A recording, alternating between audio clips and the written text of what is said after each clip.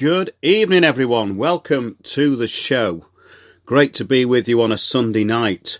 Do remember that we're also live on Tuesdays and Thursdays at 8 p.m. UK time.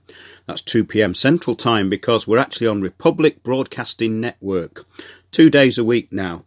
And I will be getting back to doing some live streams on Fridays. I really like those because we get a lot of people joining in, as we like to happen as much as possible in Windows on the World. So please do join us in chat. We do a live show every Sunday, and this is it. Yes, 9:30 p.m. every Sunday. Go to windowsontheworld.net live shows. You can join in the chat there. And it's usually highly entertaining and very informative.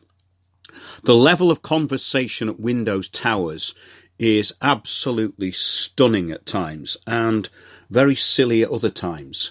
Please subscribe to us on Spreaker, though. It's very important that we put our shows out live on Sundays on Spreaker, and they then go onto YouTube, which is something I wanted to bring up. We are having quite a lot of our YouTube videos removed, and I think it's only a matter of time before Windows on the World is removed altogether from that particular platform. So please subscribe to us at Spreaker, at windowsontheworld.net. Go to live shows, click on Spreaker, and you will be able to follow us and subscribe. This is very important because we don't have that many people who've done it so far. And we may well disappear one day from YouTube, and I'll be wondering where you all are. Today in the Sunday Times, Keith Hercombe's just sent me this on Facebook. Thanks, Keith, because I've been trying to keep up with what's going on. And the information overload at Windows Towers is absolutely astonishing. Today's Sunday Times. Excuse me. Contact tracing data harvested from pubs and restaurants is being sold on. Well, what a surprise. This is the problem with what's going on. As everything is pretty much private and public at the same time, in other words, it's actually being harvested by private companies, these private companies will monetize everything. And because of the problem with data protection that we now have, of course they're going to sell it on to interested parties, because that's the whole point of what the new global health system, the global health security system, is actually all about. It's all about harvesting your data and building a profile. Of course, this is going to be biometric, and that's the plan. However, I think we might be in an interesting phase of development. In other words, are these technocrats going to get away with it? But yeah, the contact tracing data, as predicted, harvested from pubs and restaurants, companies collecting data for pubs and restaurants to help them fulfill their contact tracing duties, are harvesting confidential customer information to sell. Legal experts have warned of a privacy crisis caused by a rise in companies exploiting QR barcodes to take names, addresses, telephone numbers and email details before passing them on to marketers, credit companies and insurance brokers. Now, you did have your chance here, boys and girls out there. You can put any name you like on those slips of paper. I mean, those people who want to tap in with a QR code, that's entirely up to them. But most places are asking you to write down the name of your team leader. And your team leader has got to be someone responsible, hasn't it? So it's got to be someone in the local council. It's got to be someone who's implementing the global action plan at your expense. So why not make it them? Be the change you want them to see. But basically, we're at a point now which is quite interesting, I think. There are no priests or prophets, only the chosen oracles of cliche. Everything is all about cliche. The so-called technocrats are a bunch of autistic automatons. They have no creativity, they have no insight, and they are entirely predictable. Get this.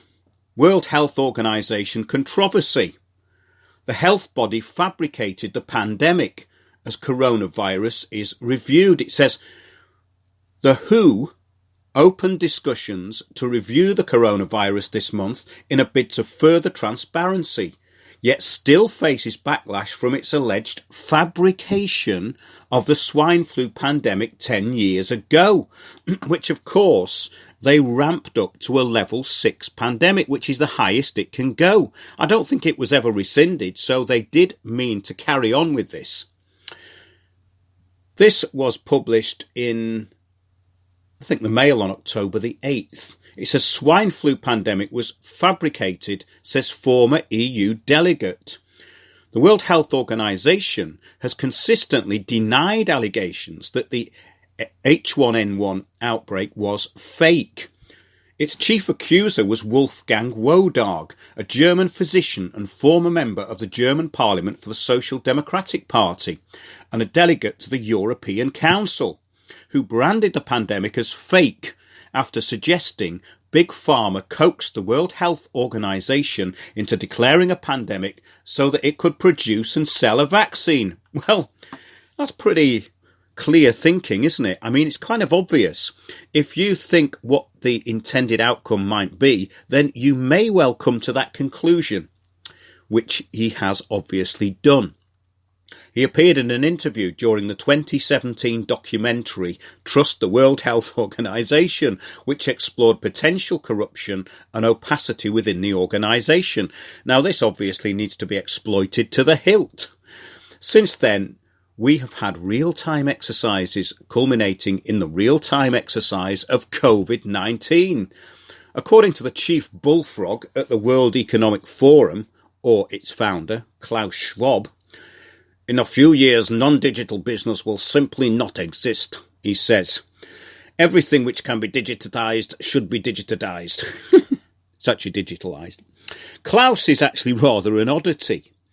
There was a Sky News presenter today, and he described him as a sort of James Bond villain. That's Klaus Schwab of the World Economic Forum. But I thought about this when I was looking at him speaking, and he's more like something that I could imagine at the bottom of a rock pool. You know, like just sitting there staring back at you, like with bubbles rising up to the surface as he sits with these little blobs for legs and arms, motionless, as you sit there thinking, I've never seen one of these before.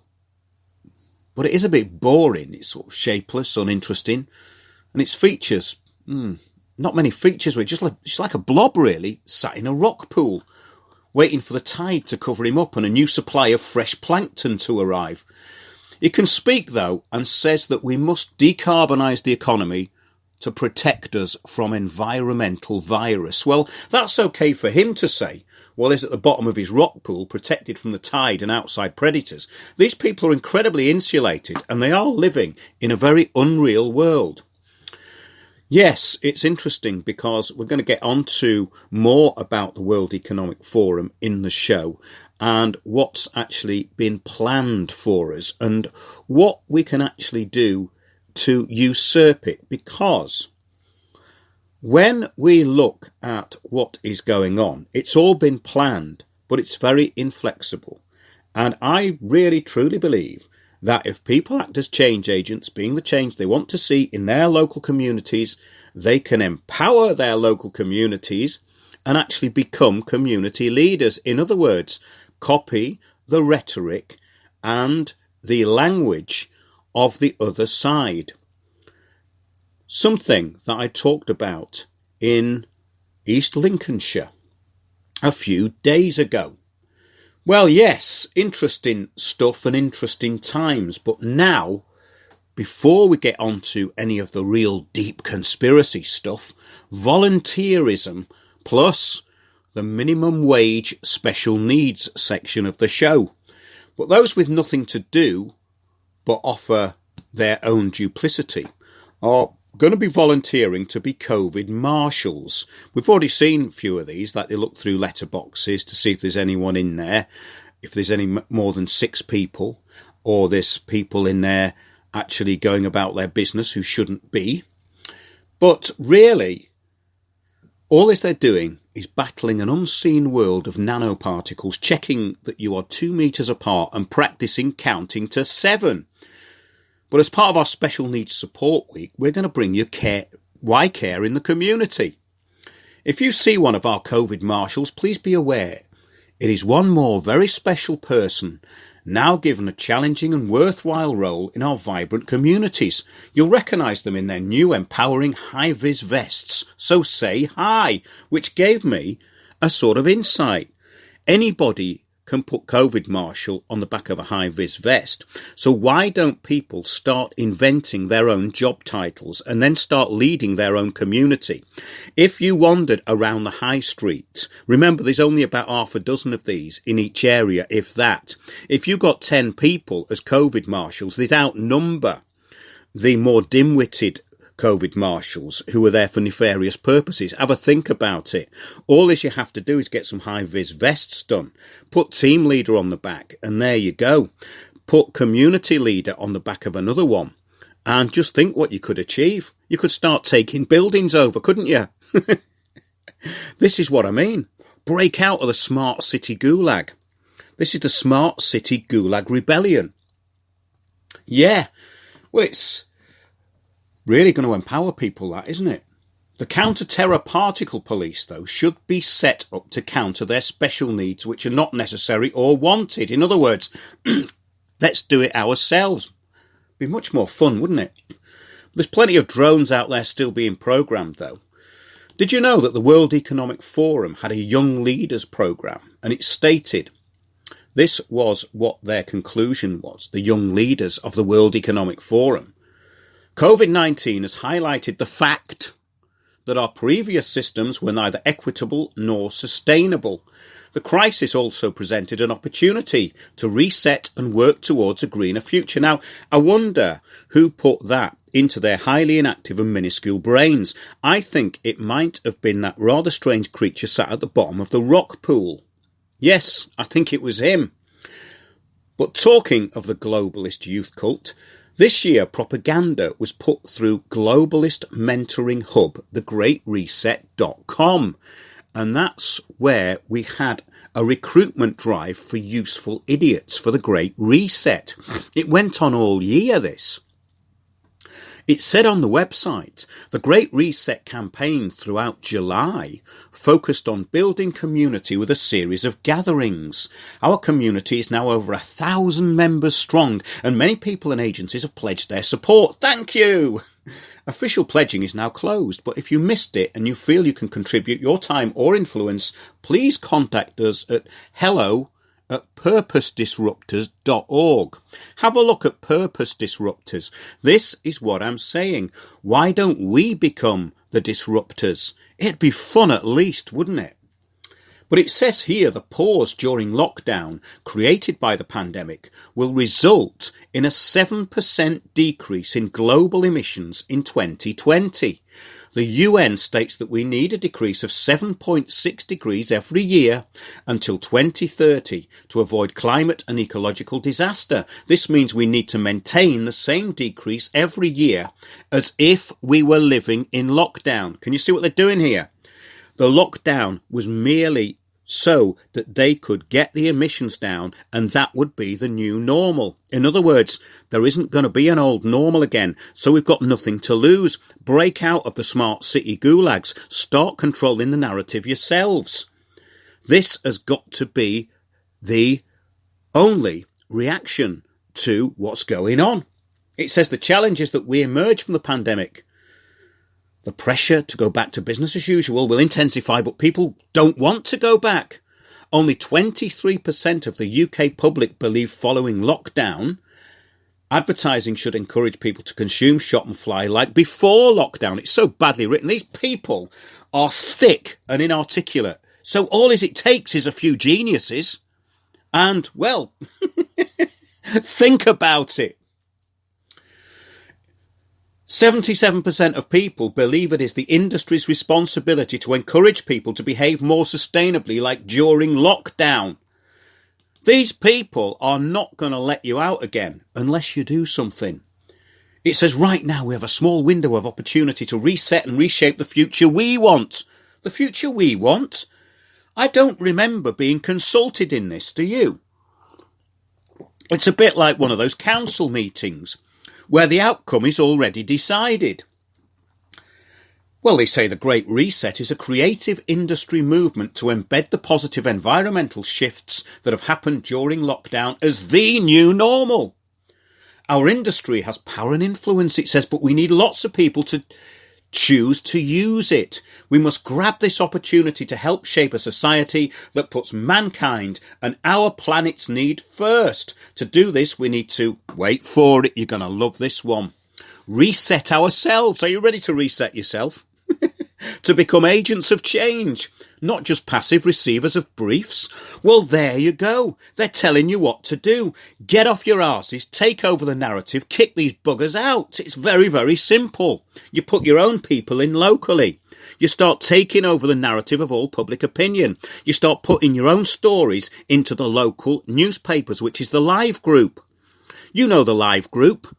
You'll have one in your area, run by Reach PLC, who run the Times and the Express and just about every other thing that comes out of the communitarian-minded fake press in this country, where they train people in obfuscation of fact, basically to distract you and say, well, the conspiracy theorists say, and then they quote something which is so outlandish that not even the most retarded person would come up with it, and they say that's what you think.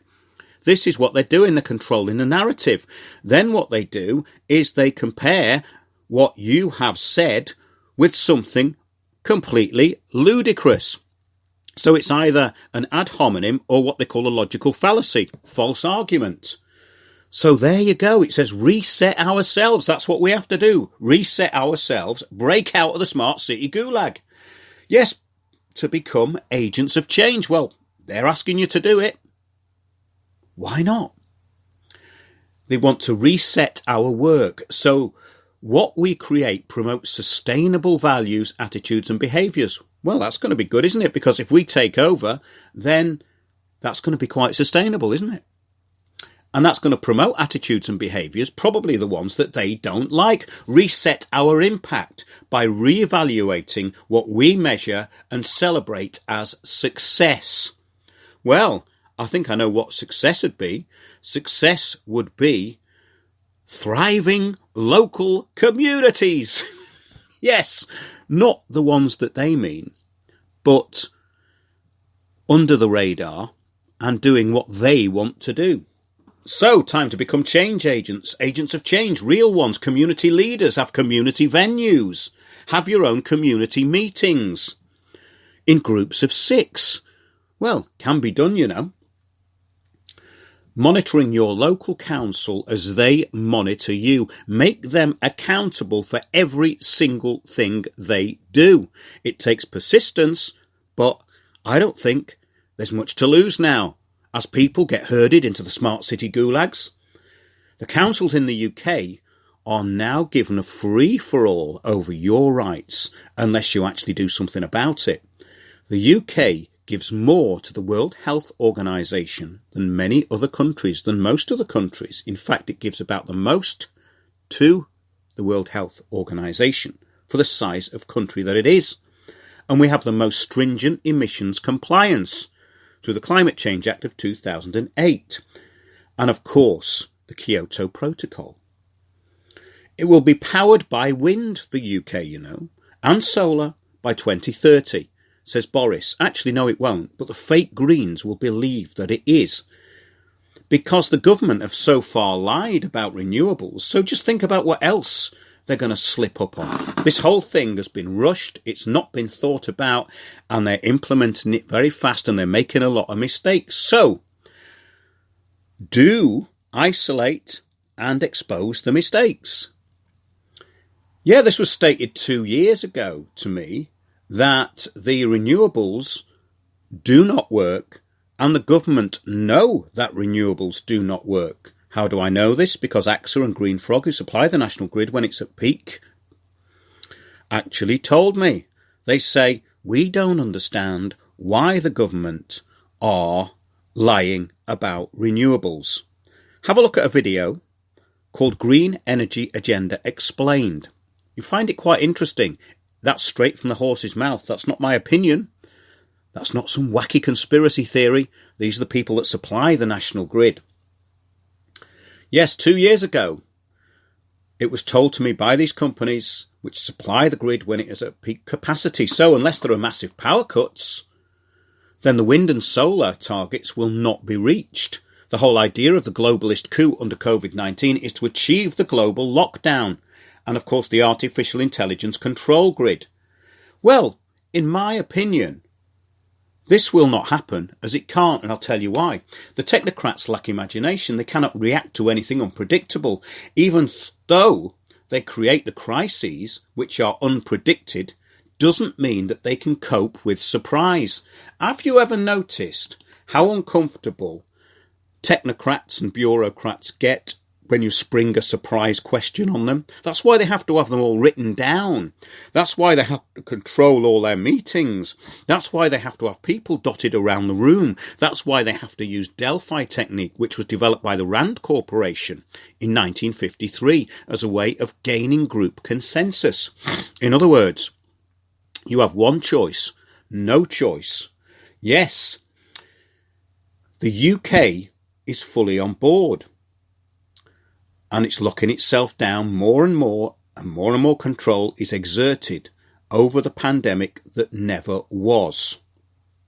The big problem are those that are the techno-slaves of the new system, the TV watchers, those who appeal to authority to put their inactive minds at rest and to sleep, those that call others deniers, those that do not read but passively watch. And of course, then we have Boris Johnson and the lobbyists for the United Nations, the World Health Organization, the Bill and Melinda Gates Foundation, Imperial College, and of course, all of the organizations which are supplying COVID-19, the action plan. Boris says that 30% of the UK is to be rewilded. Yes, this announcement has been made. And Pope Francis also wants to put 30% of the world into re-wilderness. Well, talk of working from home permanently to save the planet is all over the place too. They want people to have 3 days of employment a week and spend the rest of the time at home. They want to have a Gaia Sunday, which is where we worship the earth, which means that all of the new ages are going to love that, aren't they? Because they want to be green as well. It's all been thought about this, and we have covered it in all our shows for years. Do go back into the archive and have a look. But yes, they do want us all working from home permanently to save the planet. How's that going to work? We can't ruin all the good work brought to us by that godsend COVID-19, though. The cult which arrived by word of mouth and hearsay may be easier to usurp than people think. And keep reiterating that point because I think it's a good one. Have you heard of the UN 75 festival?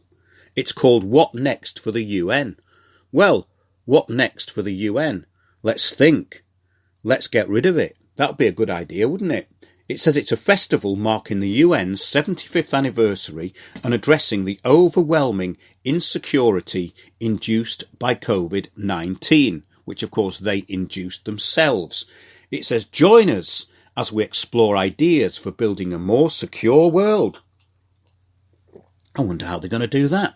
On health, food, the environment, economics, peace, and the digital space, we must act, it says. From Sunday the 18th to Friday 23rd of October, online workshops explore the challenges we face. On Saturday the 24th of October, the Building a More Secure World Conference pulls together an action plan. Really? Then, artists from across the globe unite in an evening concert exploring UN past, present and future. This is a brainwashing hub and we're not invited. People could turn up though. Have a look. It's online. UN 75 Festival. I think it might be in London actually. Do check it out. But we are in big trouble. It is not the globalists, though, who are the problem. It is those falling for the global exercise leading the Great Reset and the so-called Fourth Industrial Revolution. The public are being made to act in the globalist common good. The public being made to act in the common good, and the perceived public interest is being enforced by the public. And this was the whole aim of the Global Action Plan, repeated practically every other page in a document called Our Common Future from 1987 onwards. Our Common Future was the Brundtland Commission, led by Gro Harlem Brundtland, and she's now one of the elders, one of the great UN elders. But yeah, the problem is not the flimsy and barely existent excuse for a pandemic, but the public participation in the ongoing exercise to cover it up, and the compliance involving the public. The mentoring plan for useful idiots started with the environmental policies, though, of Agenda 21 and Agenda 2030. The Great Reset is the final solution, the end of life as we know it. I'm going to get on now with a great article and some information that I've dug up myself. Somebody on a website, it's called Silview Media, SILVIEW.media. Exclusive final evidence that COVID-19 is a Cymex planned simulation exercise. Now, we've covered this over the past 6 to 9 months, but this is a very good introduction to send to people who don't know much about it, because it links all of the most important documents together. I'm going to have a little break for a couple of minutes and I'll be straight back. If you realise how deep the rabbit hole goes, I mean, the people coming out now, even in the entertainment business, saying, I sold my soul to the devil so I could be famous. And you go, Jesus, yeah. And you look at people and you think, how did he get famous? He's crap. You know? And then you think, oh, he must have sold his soul to the devil. Oh, here's Wayne again. He's going to give us all that New World Order crap. And you think, oh, why am I wasting my time even mentioning it? You know, it's only in conversation. And they'd rather talk about football. And, you know, you think, oh, what a waste of space. You know, and it's, oh, Manchester United did this. And you think, what a load of crap. Who cares? You know, who cares about Manchester United and Manchester City? And then you look, you think, this is it. They're just programmed. That's going to be their life. You know, women will watch soaps and men will go to football, and then you'll get up in the morning, you'll go to work and you'll do this, and then you'll finish at 5 if you're lucky. You'll go home, you won't have time for your kids, and you think, but is this what we're born for? You know, just to be slaves, really. You're just slaves. Join me, Mark Windows, for Windows on the World live every Sunday 9 to 11 p.m. GMT. Check out our archive and programme stream at windowsontheworld.net.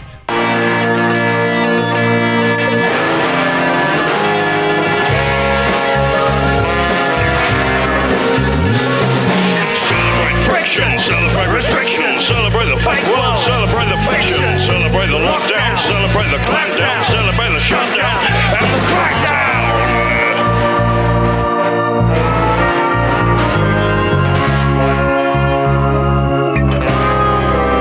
Celebrate the crackdown.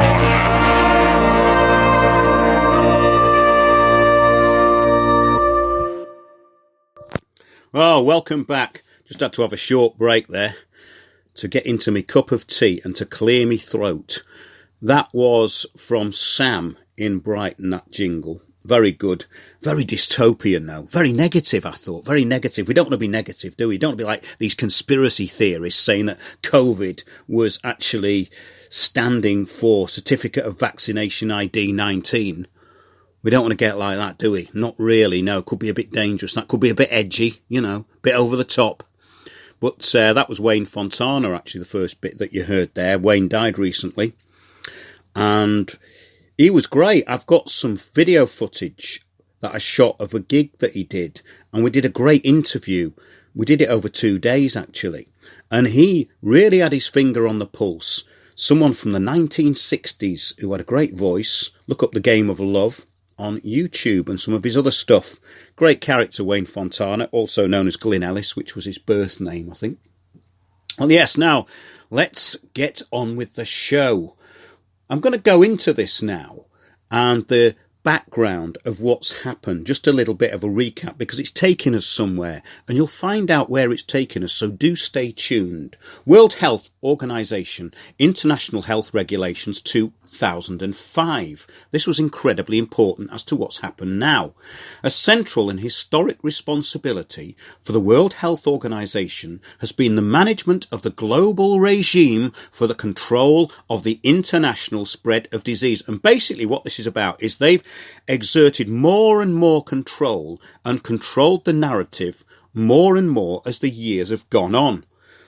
It says under Articles 21A and 22, the Constitution of World Health Organization confers upon the World Health Assembly the authority to adopt regulations designed to prevent the international spread of disease, which, after adoption by the Health Assembly, entered into force for all World Health Organization member states that do not affirmatively opt out of them within a specified time period.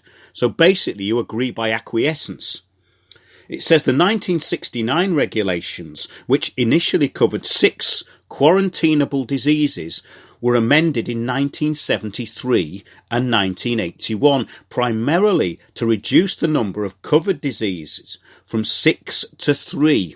So they only had 3 quarantinable diseases: yellow fever, plague and cholera. And basically the eradication of smallpox was one of their biggest aims. So it says the IHR Declaration, the International Health Regulations 2005, contain a range of innovations including a scope not limited to any specific disease or manner of transmission, but covering illness or medical condition, irrespective of origin or source, that presents or could present significant harm to humans. So can you see what they've done here? They've basically done a bit of redefining for what is now happening. In 2014, the creation of the Global Health Security Agenda, a group of 69 countries, international organisations and non-government organisations and private sector companies, have come together to achieve the vision of a world safe and secure from global health threats posed by infectious diseases. Like, we really need Bill and Melinda Gates and the World Health Organization to protect us, don't we? It was launched by a group of 44 countries and organisations, including the World Health Organization, as a 5-year multilateral effort with the purpose to accelerate the implementation of the international health regulations, particularly in developing countries. This is, of course, where the World Bank came in. If you start looking at their documents, they started pumping in loads of money to 60 developing countries. And if you look at what they're trying to do to Afghanistan, that's quite interesting, because Afghanistan has always been a problem for these people to take hold of because of its tribal nature and because it's such a big place. Let's carry on with this. In 2017, GHSA was expanded to include non-state actors. It also extended through 2024 with the release of the Global Health Security Agenda. The GHSA 2024 framework called, yeah, you got it, GHSA 2024. The latter has the purpose to reach a standardised level of capacity to combat infectious diseases, all financed, of course, through the World Bank. And the World Bank announced the Global Programme for Avian Influenza Control and Human Pandemic Preparedness and Response in 2014 and announced $1.3 billion to these 60 developing countries. And guess what? It included zoonotic disease control. This is the big threat now, zoonotic diseases. They are trying to get people off the land through the threat of animal to human diseases. So they need to stop farming. They need to get us off the land into the smart city gulags, which we're going to protest about, obviously. And we now got the first stage of the action plan to counter, which is we create our own agents of change and take over the narrative of all public opinion locally. Okay, so yeah, this is all quite interesting. So the British Medical Journal published a document called Assessing Global Preparedness for the Next Pandemic in September 2018. It stated countries were unprepared for a global outbreak. Early detection requires robust surveillance, it said. It focused on, guess what? Yes, surveillance and immunisation. The Global Preparedness Monitoring Board announced a world at risk in its paper of September 2019. We've covered all these on the shows over the last 6 to 9 months. Excuse me. The CDC Special Investigations discovered COVID-19 in Wuhan. Now, this is very important, you see, because it was the Centers for Disease Control Special Investigations Unit who handled the whole thing. And I believe that it was them who found H1N1. And can't forget SARS and MERS, of course, because these were the predecessors. So this is really interesting. You've got this World Health Organization and the Centers for Disease Control basically controlling all the narrative here. We don't know anything about what really happened because it's their narrative. They've controlled the whole thing. So yeah, this is actually from the Sun newspaper. And you'll see where I'm going with this in a minute, because this is the next phase of what I wanted to talk about.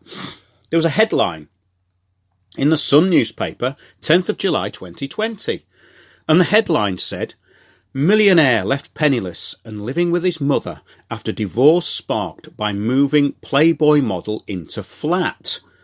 Okay, you're thinking, what the hell has this got to do with the Global Action Plan? Well, I'm going to tell you. A millionaire has been left penniless and living with his mother because of a bitter divorce row after moving in with his Playboy model girlfriend. Guess who? Richard Rothschild, 45, claims he faces financial ruin after a costly legal battle with his ex-wife, Charmaine de Souza.